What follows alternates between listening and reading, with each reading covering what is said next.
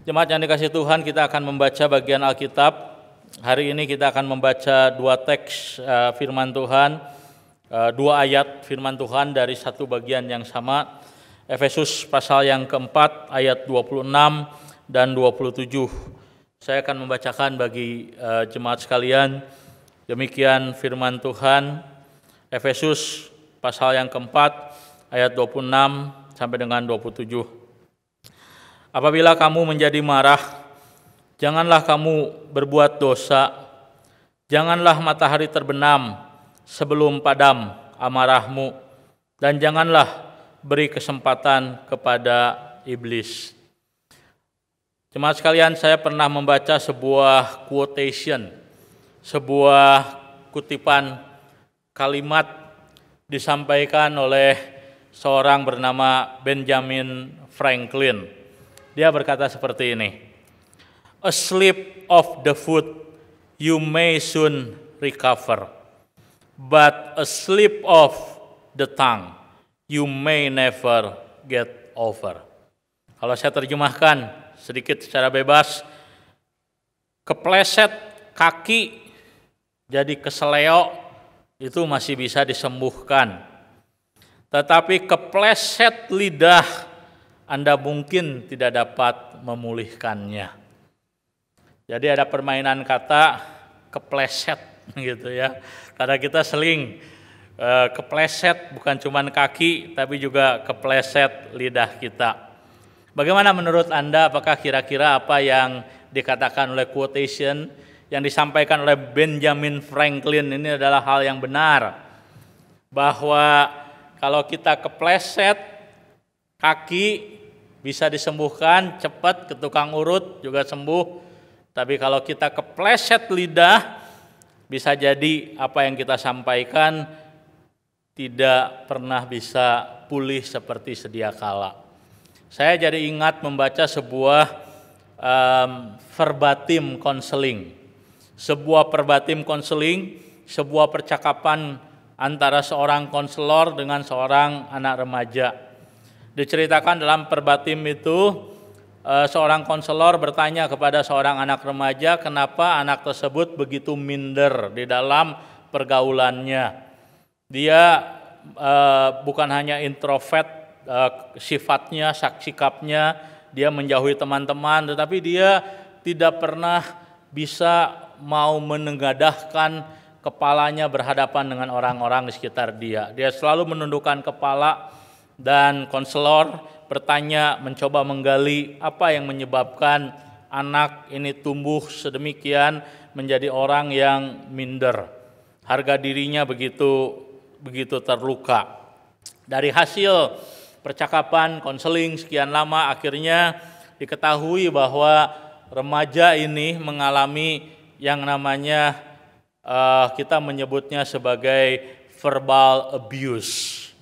Nah, kalau kita mendengar istilah abuse, seringkali kita berpikir bahwa abuse itu bersifat fisik, tetapi abuse itu bukan hanya fisik tapi juga verbal.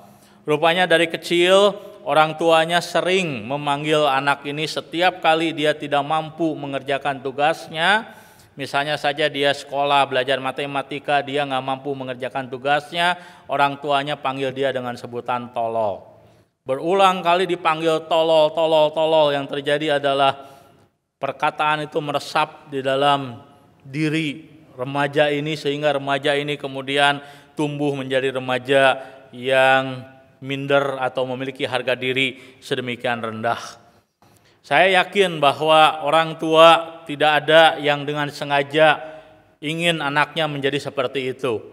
Tetapi ada banyak orang tua, ada banyak di antara kita secara tidak sadar kelepasan ngomong. Khususnya waktu kita marah. Siapa di antara kita yang pernah kelepasan berbicara kepada salah seorang anggota keluarga kita? Kelepasan ngomong. Ya, salah satu hal yang di dalam studi mengenai keluarga selalu diingatkan. Ada satu frasa yang tidak pernah boleh kelepasan ngomong. Apa itu? Kita cerai saja. Nah, perkataan itu perkataan yang sangat menyakitkan. Tidak boleh keluar dari mulut kita perkataan itu. Kenapa? Karena kalau kita kelepasan ngomong, ketika ribut, ketika marah, kita cerai saja. Nah, kelepasan perkataan seperti itu berdampak kuat di dalam diri orang yang mendengarnya. Atau barangkali siapa di antara kita yang pernah kelepasan ngomong kepada pasangannya sebagai orang yang gak berguna. Dasar laki gak ada gunanya. Dasar perempuan gak berguna. Kayak parasit. Saking kesel, saking jengkel mengungkapkan kalimat seperti itu. Nah, di dalam studi ataupun di dalam proses bimbingan pranikah, biasanya seorang konselor ataupun seorang pembimbing Kristen selalu mengajarkan kepada orang yang akan menikah. Tapi sebenarnya ajaran ini juga harus diberikan bukan hanya kepada orang yang akan menikah, tapi juga yang sudah menikah. Ada 2 frasa yang kita harus hati-hati untuk kita tidak keluarkan setiap kali kita berbeda pandangan, setiap kali kita kesal. Apa itu? Pertama, istilah kamu selalu. Kamu selalu apa? Kamu selalu marah-marah. Kamu selalu mengejek. Kamu selalu tidak bertanggung jawab. Atau yang istilah yang kedua adalah kamu tidak pernah. Nah, 2 frasa ini adalah frasa yang terkadang kita kelepasan tapi bersifat judgmental, menghakimi orang yang kita sampaikan perkataan tersebut. Nah, pertanyaannya adalah mengapa kita bisa begitu mudah kelepasan di dalam berbicara? Kenapa kita bisa kepleset ngomong di tengah-tengah anggota keluarga yang saya yakin semua kita adalah kasihi? Maka jawabannya adalah seringkali kondisi yang membuat kita kelepasan ngomong, kepleset ngomong itu adalah karena kita dalam keadaan marah. Saat kita marah, begitu gampang kita mengeluarkan perkataan-perkataan yang menyakitkan. Itulah sebabnya Alkitab di dalam surat Yakobus mengingatkan kita. Dalam Yakobus pasal yang pertama ayat 19 sampai dengan 20, Alkitab berkata apa? Hendaklah setiap kita cepat untuk mendengar. Mendengar harus cepat. Dikasih kuping 2 kadang nggak cukup. Terkadang kita begitu lambat mendengar, susah mendengar. Dan Alkitab berkata hendaklah kita cepat untuk mendengar dan lambat berbicara, lambat untuk marah. Nah, kenapa demikian? Karena Alkitab berkata kemarahan tidak pernah mengerjakan hal yang baik. Kemarahan tidak pernah mengerjakan hal yang benar. Seringkali saat kita marah, kita berbicara, yang kita sampaikan melampaui apa yang seharusnya. Nah, itulah sebabnya, maka kita harus mengerti, walaupun rasa marah itu bukan dosa. Rasa marah itu bukan dosa. Banyak orang berkata marah itu dosa. Kalau lihat orang marah, kita berkata, wah itu nggak pantas, itu nggak baik. Itu tidak boleh dilakukan, itu paralel atau setara dengan dosa. Marah bukan dosa. Marah itu bukan dosa, tetapi marah bisa membuat orang jatuh dalam dosa. Kalau kita memperhatikan dalam Alkitab, kita tahu bahwa Yesus tidak berdosa. Tapi Yesus pernah marah. Kapan Yesus marah? Ketika dia di bait Allah. Dia melihat bait Allah dipakai tempat berjualan, tempat di mana orang seharusnya menyembah Tuhan, beribadah kepada Tuhan, malah digunakan untuk berjualan. Maka Yesus marah sekali. Dia bukan cuma gebrak meja, dia tendang barangkali meja-meja penukar uang, meja-meja jualan di sana. Dia marah dan dia berkata, rumahku seharusnya menjadi rumah doa. Rumahku seharusnya tempat di mana orang-orang bukan Yahudi datang kepada Tuhan berdoa, tapi kamu sekalian malah menjadikan rumahku tempat berjualan. Memanfaatkan rumah Tuhan untuk kepentingan diri manusia sendiri. Maka Yesus marah. Tetapi Yesus tidak berdosa. Itu berarti ada kemarahan tertentu yang memang bukan dosa. Ada kemarahan yang bersifat suci. Ada kemarahan yang bersifat holy. Bahkan ketika kita marah, marah itu sendiri belum dosa. Lalu kapan marah itu berubah menjadi dosa? Kapan kita berkata bahwa ketika kita marah, kemarahan kita itu menjadi dosa? Jawabannya adalah ketika marah, dari rasa marah berubah menjadi hatred. Dari rasa marah berubah menjadi sebuah kebencian. Itulah yang kita lihat terjadi dalam diri Kain. Waktu Kain mempersembahkan persembahan kepada Tuhan dan Tuhan menolak persembahan dia, sedangkan persembahan Habel diterima oleh Tuhan, dia marah. Ketika Kain marah dengan kenyataan bahwa apa yang dia inginkan tidak terjadi, itu belum dosa. Kemarahan itu menjadi dosa ketika apa? Ketika kemarahan itu dibiarkan, ketika kemarahan itu dipelihara, kemarahan tidak diselesaikan, kemarahan berubah menjadi hatred. Kemarahan berubah menjadi kebencian. Dan itulah kemarahan berubah menjadi dosa. Hal yang sama terjadi dengan dua orang bersaudara, Esau dan Yakub. Esau, dia kehilangan hak kesulungannya oleh karena Yakub menipu bapaknya. Pura-pura pakai kulit domba berbulu. Karena bapaknya sudah rabun, dia mau memberkati anak sulungnya. Tetapi Yakub mencuri hak kesulungan kakaknya. Dia dengan trik, dia memakai jubah berbulu dan kemudian diberkatilah Yakub dengan berkat kesulungan. Dan kemudian Esau begitu marah. Bahkan ketika ayahnya meninggal dunia, Esau bilang apa? Tunggu ya, tunggu aja, sebentar lagi masa berkabung selesai. Masa berkabung selesai, gua bunuh kamu. Nah itu terjadi. Kemarahan Esau dari semula marah kemudian berubah menjadi hatred, menjadi sebuah kebencian. Dan ketika kemarahan berubah menjadi sebuah kebencian, maka kemarahan itu sudah menjadi sebuah dosa. Bapak, Ibu, dan saudara-saudari yang dikasihi Tuhan, di dunia ini ada dua jenis orang dalam kaitannya dengan kemarahan. Pertama, orang yang memang suka marah-marah. Ini disebut sebagai si pemarah, gitu ya. Orang suka marah-marah, kemarahan, rasa marah itu menjadi kebiasaan, habit dalam hidupnya. Itu adalah tipe orang yang pertama. Dan tipe orang yang kedua adalah orang yang berkata dia enggak pernah marah. Ya, jadi yang pertama adalah orang yang suka marah, si pemarah. Dan yang kedua adalah orang yang berkata bahwa dia enggak pernah marah. Sesungguhnya dua-duanya adalah salah. Orang yang pemarah, orang yang suka marah, kemarahan itu menjadi bagian daripada habitnya. Apa yang terjadi dengan orang yang punya sikap pemarah? Dengan orang yang punya kebiasaan suka marah-marah, apa yang terjadi? Yang terjadi adalah dia melukai begitu banyak orang. Kemarahan yang tidak terkendali, kemarahan yang tidak terkontrol itu nggak hanya muncul dalam wajah yang merah padam, tapi kemarahan yang tidak terkendali nyata melalui perkataan. Dan setiap kali kita marah melalui perkataan, berapa banyak orang yang terluka oleh perkataan kita. Nah, maka orang yang pertama, orang yang suka marah-marah, si pemarah, harus bertobat. Orang bisa marah, sesekali marah. Tapi kalau marah menjadi habit, marah menjadi kebiasaan, itu artinya apa? Kemarahan itu mengontrol hidupnya. Dan ketika kemarahan mengontrol hidup seseorang, berapa banyak dosa yang dia lakukan setiap hari, setiap waktu. Nah, tetapi orang yang kedua, yang berkata bahwa dia nggak pernah marah, kemungkinan adalah orang yang berbohong.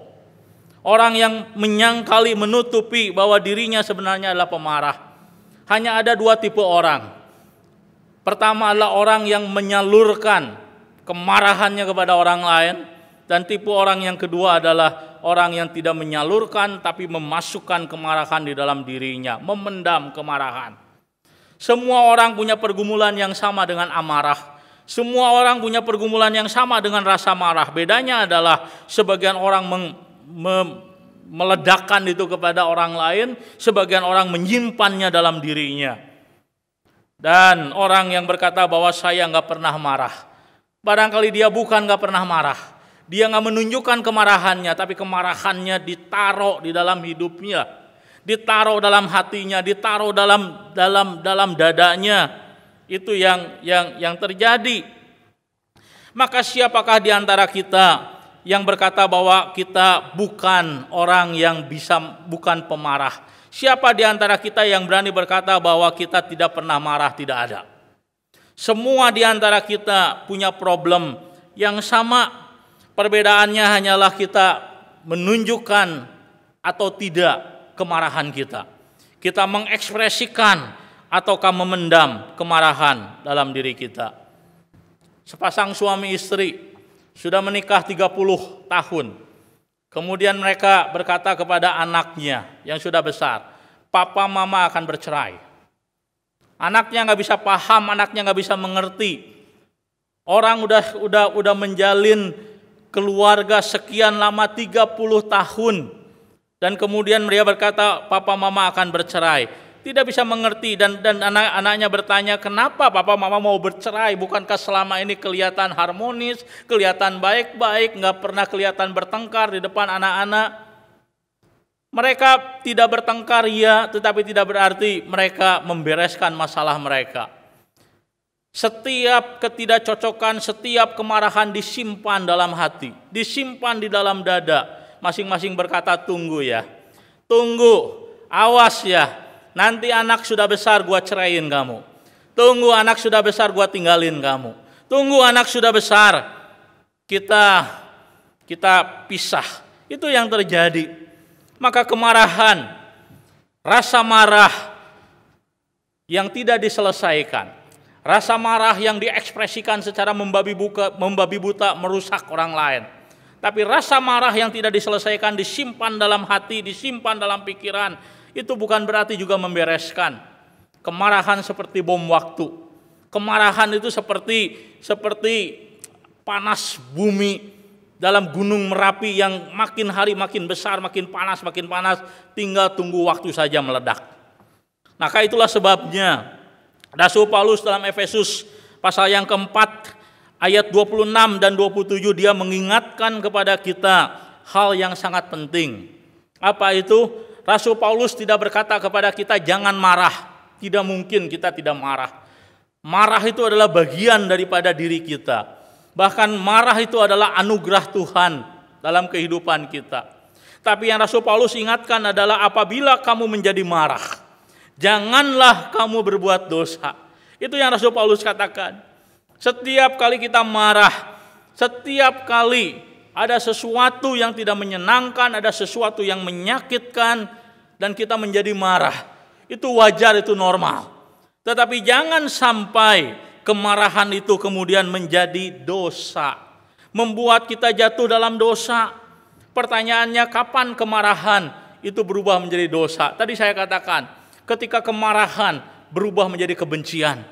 Ketika kemarahan berubah menjadi rasa benci, kemarahan tidak bisa menerima kenyataan, berubah menjadi kebencian terhadap orang yang membuat kenyataan hidup kita menjadi lebih sulit atau lebih pahit.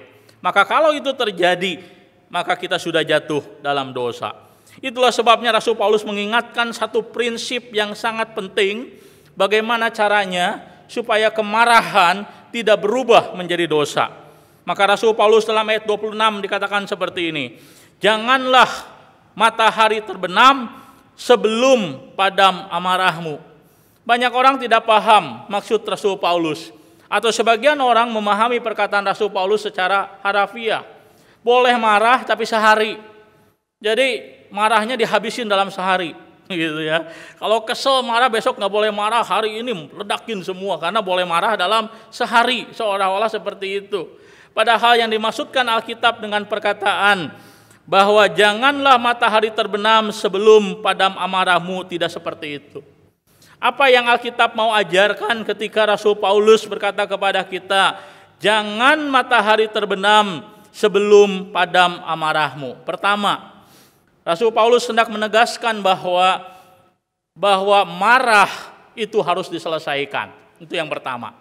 Rasul Paulus bukan berbicara soal jangka waktu, tapi dia berbicara tentang marah itu harus diselesaikan. Marah itu nggak bisa dibiarkan. Marah itu nggak bisa kita abaikan. Kemarahan itu seumpama api. Api kecil, api ketika mulai kita nyalakan api itu sesuatu yang kecil. Kita masih bisa kendalikan. Tapi kalau api itu tidak kita padamkan, maka api itu kan mulai membesar. Dia akan mulai membakar bagian-bagian di seputar api tersebut. Dan akhirnya dari api yang kecil melahirkan sebuah kebakaran besar. Maka kalau kita tidak ingin keluarga kita hancur, Kita tidak ingin keluarga kita rusak, kita tidak ingin keluarga kita menjadi berantakan. Maka setiap kali kita rasa marah, kita marah terhadap keluarga kita marah terhadap diri kita marah terhadap pasangan ataupun terhadap anak-anak kita, maka Rasul Paulus mengatakan itu bukan untuk diabaikan, itu untuk diselesaikan. Nah, tapi pertanyaan yang kedua adalah apa hubungannya antara matahari terbenam dengan menyelesaikan kemarahan? Nah, kita harus mengerti bahwa orang-orang Yahudi mereka bekerja setiap hari dari pagi hingga sore. Dan ketika sore hari, ketika mereka selesai bekerja, apa yang mereka lakukan? Mereka pergi beribadah kepada Tuhan. Jadi matahari terbenam ini menunjuk kepada masa di mana dia akan beribadah kepada Tuhan. Jadi waktu Rasul Paulus berkata, sebelum matahari terbenam, hendaklah kita padamkan amarah kita. Artinya apa? Sebelum kita menghadap Tuhan, sebelum kita berbicara kepada Tuhan, sebelum kita berdoa kepada Tuhan, sebelum kita mencari Tuhan, rasa marah harus dibereskan. Kenapa?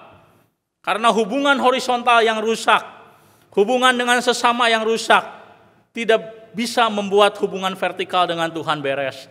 Itulah sebabnya kita mesti ingat apa yang Tuhan Yesus pernah katakan. Di dalam Matius pasal 5 ayat 23-24, Tuhan Yesus berkata apa?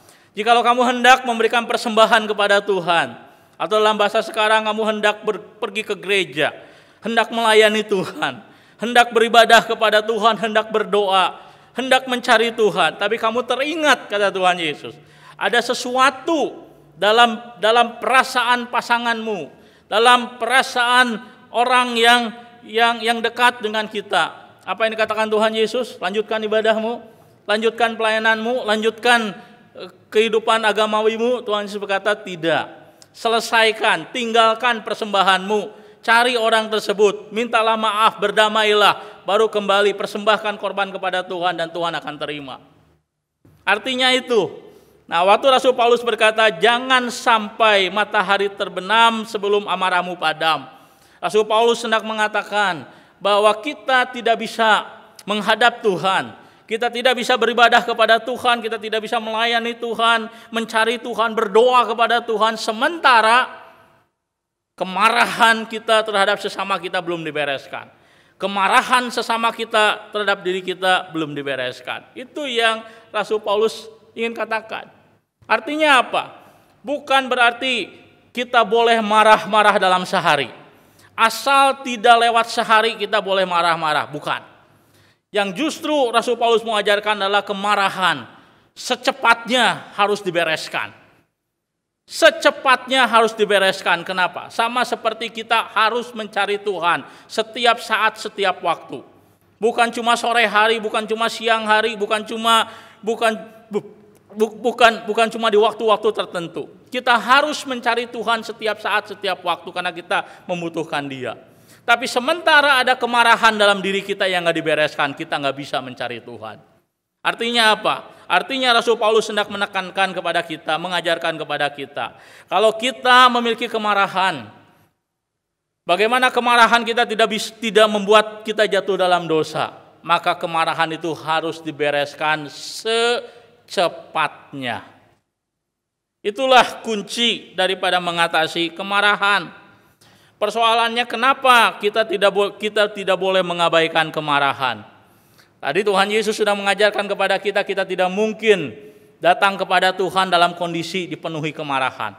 Kita tidak layak menghadap Tuhan kalau ada orang yang terluka dengan diri kita dan kita tidak bereskan relasi kita dengan dia. Tetapi selain itu, kemarahan yang tidak diselesaikan sesungguhnya menggerogoti hidup kita. Kemarahan yang tidak diselesaikan sesungguhnya meracuni diri kita. Bukan hanya merusak hubungan kita dengan sesama, hubungan kita dengan Tuhan, tetapi kemarahan yang tidak dibereskan itu menggerogoti karakter kita, menggerogoti kepribadian kita. Kemarahan yang tidak diselesaikan melahirkan kebencian, melahirkan dendam. Dan kalau kita terus membiarkan diri kita seperti itu, apa yang terjadi? Yang terjadi adalah kita menjadi orang yang tidak berbahagia dalam dunia ini. Saya pernah membaca sebuah kisah seorang tua. Dia divonis, dia akan meninggal dunia dalam waktu dekat. Kemudian dia menulis sesuatu, sebuah list yang sangat panjang. Apa yang dia tuliskan? Bukan harapan, apa yang dia inginkan untuk orang-orang di sekitar dia.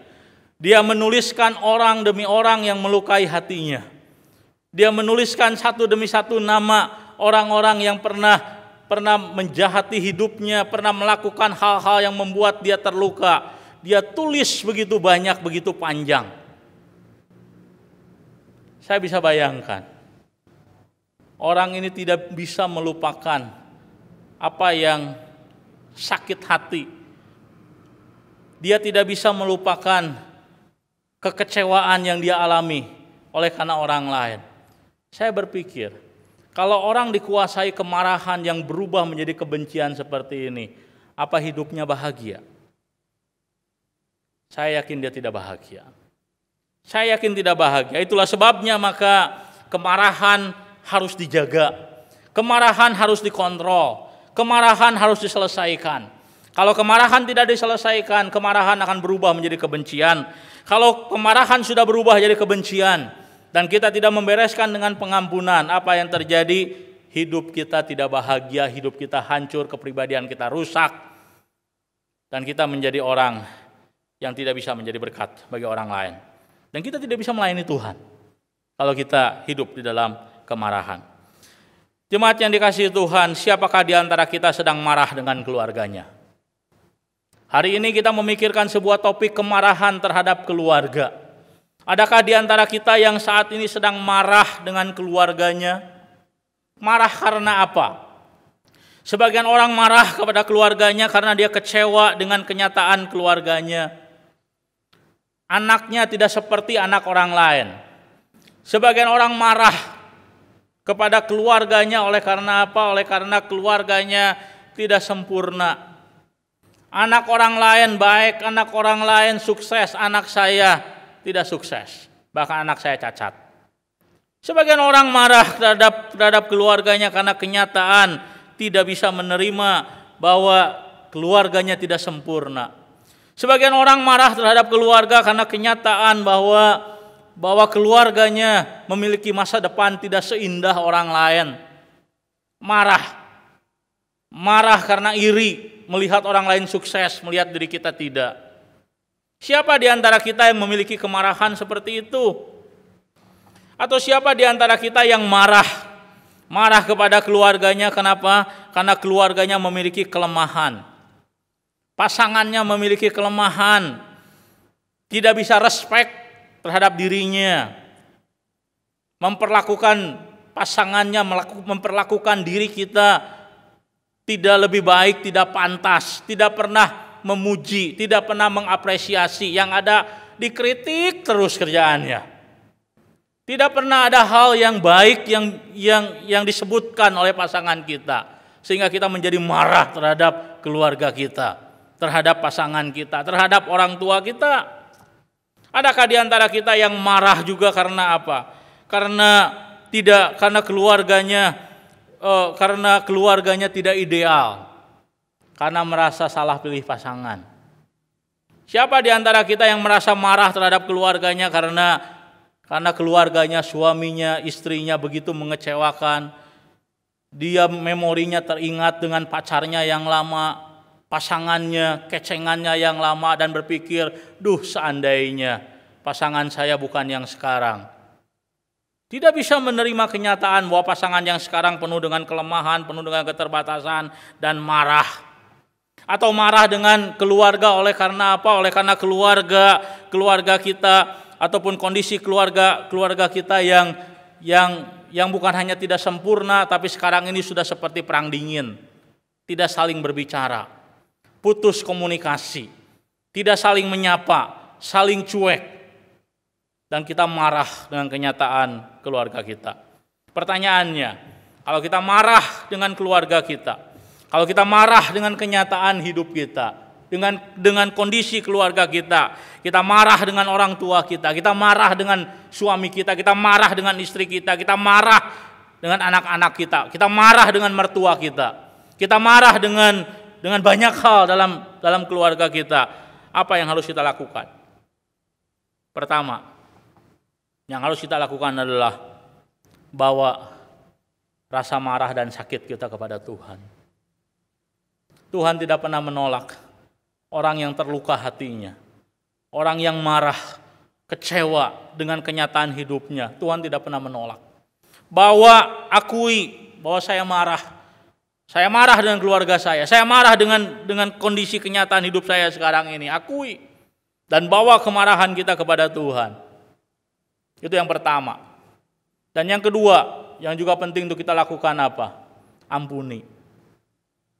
Ampuni orang-orang yang membuat kita marah. Kalau kita marah karena pasangan kita melukai kita marah karena pasangan kita mengatakan hal-hal yang tidak patut, tidak menghargai, tidak mengapresiasi, ampuni. Tapi di sisi yang lain minta ampun kalau kita kemudian melukai pasangan kita. Bereskan halangan horizontal antara kita dengan anggota keluarga kita. Kalau kita marah karena anak kita tidak sempurna, kita marah anak kita tidak seperti yang kita harapkan, kita perlu minta maaf kepada anak kita. Kalau anak kita mengecewakan kita perlu memaafkan mereka. Bereskan rasa marah kita dengan pengampunan. Dan yang ketiga, ini yang paling penting. Minta Tuhan sembuhkan sakit hati kita. Di dunia ini banyak sakit fisik itu ada obatnya. Ya, seperti sekarang penyebaran virus corona COVID-19. Ini hebat, luar biasa, belum ada obatnya.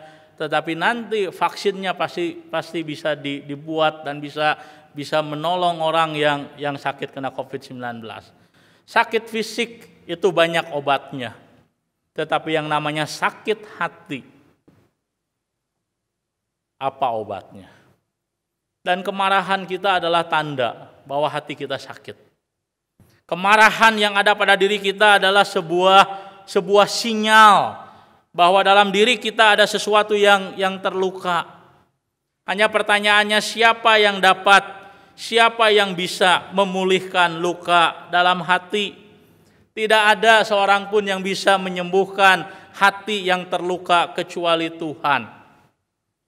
Dia adalah tabib yang ajaib, tabib yang sanggup mengobati bukan hanya luka fisik gampang, tapi luka hati. Luka hati yang terluka, hati yang dipenuhi kemarahan, hati yang dipenuhi dengan kebencian. Waktu kita memaafkan orang lain, waktu kita meminta maaf kepada orang lain, tidak berarti sakit hati itu hilang. Ya, kalau luka fisik itu kalau belum sembuh, mungkin sudah tertutup luka fisiknya, tapi kalau dipencet sakit rasanya. Karena di dalamnya masih terluka. Luka hati itu kayak begitu. Kecuali disembuhkan, pulih total, maka luka itu tetap ada. Tinggal nunggu pemicu, luka itu kembali terbuka. Maka itulah sebabnya, maka kalau kita memiliki luka hati, kita memiliki kemarahan yang merusak, mendestruksi hidup kita, minta Tuhan untuk sembuhkan luka itu. Tidak ada luka yang tidak bisa disembuhkan oleh Tuhan. Saya akan berikan contoh sebagai penutup khotbah saya. Bagaimana sepasang suami istri disembuhkan oleh Tuhan melalui pekerjaan Tuhan yang ajaib. Sepasang suami istri nikah muda, umur 20 sudah nikah. Karena mereka berpikir mereka tidak ingin jatuh dalam godaan seksual, daripada lama pacaran kebablasan, mendingan kawin cepat. Maka mereka berdua kemudian mengambil keputusan umur 20 tahun kawin, nikah muda. Tetapi nikah muda sangat berbahaya. Kenapa? Karena kedua pasangan tidak siap di dalam pernikahan. Maka walaupun mereka adalah dua anak muda yang baik, percaya kepada Tuhan, tetapi tidak otomatis mereka tahu bagaimana cara membangun sebuah kehidupan rumah tangga yang baik, memiliki kedewasaan yang cukup untuk boleh menjalani perbedaan-perbedaan dalam rumah tangga. Maka 1 tahun pernikahan Yang terjadi adalah apa? Pertengkaran demi pertengkaran. Sama-sama orang Kristen tidak berarti mereka tidak bertengkar. Dan ketika pertengkaran-pertengkaran tidak diselesaikan, amarah mulai ditumpuk satu demi satu. Apa yang terjadi? Yang terjadi adalah mereka mulai saling kecewa satu dengan yang lain. Si suami merasa bahwa istrinya yang dia nikahi, yang dulu dia katakan I do waktu pendeta bertanya apakah kamu akan mengasihi istrimu dengan segenap hatimu sampai maut memisahkan. Orang yang berkata I do ini ketika dia mengucapkan janji pernikahan, dia ketika mendapati kenyataan bahwa istrinya tidak seperti mamanya di rumah, kecewa luar biasa.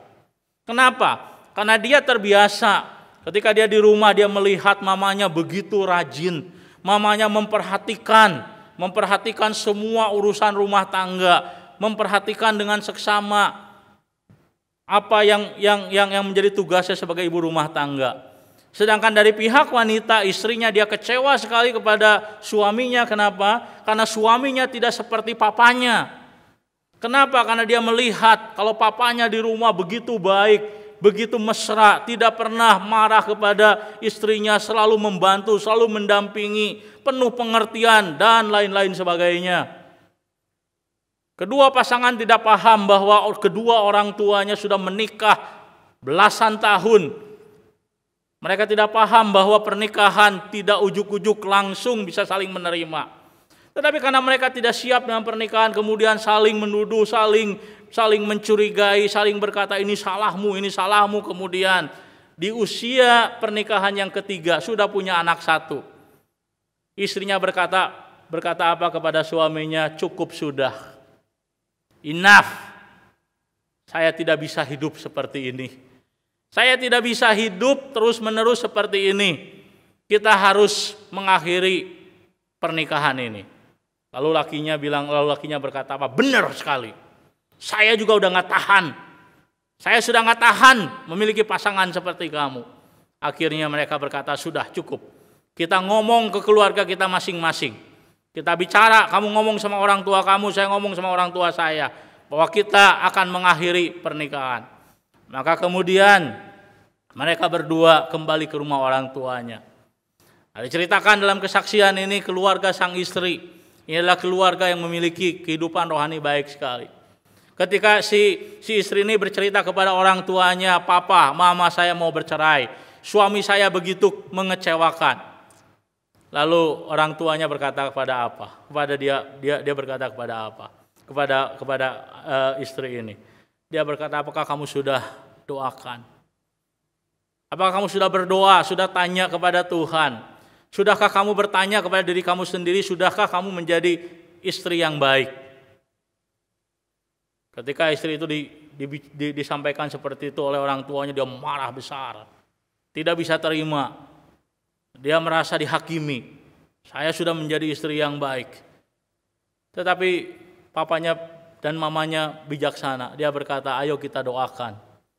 Ayo kita dalam seminggu ini kita berdoa kepada Tuhan. Kita cari kehendak Tuhan. Kita minta Tuhan melakukan sesuatu. Lalu kemudian di satu minggu itu, si istri ini terus bersama dengan keluarganya tiap hari berdoa, membaca firman Tuhan bersama dengan orang tuanya. Selama satu minggu terus seperti itu. Dan akhirnya orang tuanya berkata begini, kamu sudah berdoa kepada Tuhan, sekarang kamu pulang. Jangan ambil keputusan di sini. Kamu pulang, kamu ketemu sama suamimu, dan ambil keputusan di sana. Itu tanggung jawab kamu. Maka kemudian si istri ini, dia pulang hari itu. Hari itu dia pulang, dan ketika dia pulang, apa yang dia temui di rumah? Yang dia temui di rumah adalah suaminya dengan anaknya yang masih kecil. Suaminya bawa bunga. Lalu suaminya berkata kepada istrinya, dia berkata bahwa dalam satu minggu ini, dia berkata Tuhan terus mengingatkan saya. Dalam satu minggu ini saya menyadari bahwa saya menjadi suami yang tidak baik. Dan kemudian apa yang terjadi? Rekonsiliasi. Itu yang terjadi. Dan kemudian mereka rekonsiliasi, mereka memperbaiki hubungan. 5 tahun kemudian mereka menjadi sebuah keluarga yang jauh lebih berbahagia. Waktu saya membaca kisah ini, saya bertanya kepada diri saya sendiri, apa yang membuat sebuah rumah tangga bisa rekonsiliasi seperti itu? Karena saya sudah menyaksikan ada begitu banyak keluarga yang begitu ribut, diperdamaikan, tidak bisa berdamai. Udah ribut, diperdamaikan, suruh minta saling mengampuni, tidak bisa saling mengampuni.